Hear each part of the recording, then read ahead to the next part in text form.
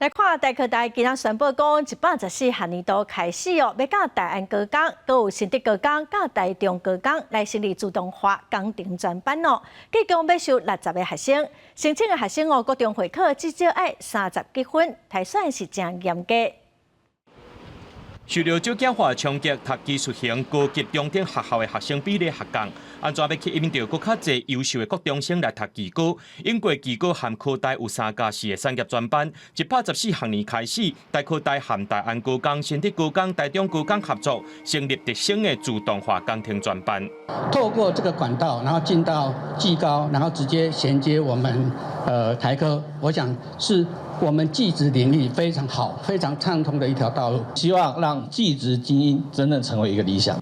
这个自动化工程专班，一共大安高工控制科30个，新德高工机械科15个，台中高工资讯科15个，拢总60个学生。申请者要伫咧各中会考30积分，或者是5A3+以上，透过校内阶段性甄选、专题和应对等等，提升到自动化工程去。资讯科招生名额还是35位，好，那30位里面，因为我们上课里面有多元选修的分组，那因为这个班级里面，他本身将来他可能依照兴趣，或许他没有选择。 直升也有可能参加统测都可能，所以他必须配合我们的政党课程来教导。大科大指出讲，特省专班是伫咧生5专学制下底，搁较有春秋。亲像读到大学2年啊，也未修满80个学分，就当先保留合格，去到业界看卖。休学先去相关的产业，那一样啊，这个都是要我们系所认可的产业，他不能去 7-Eleven 打工之类的哈。那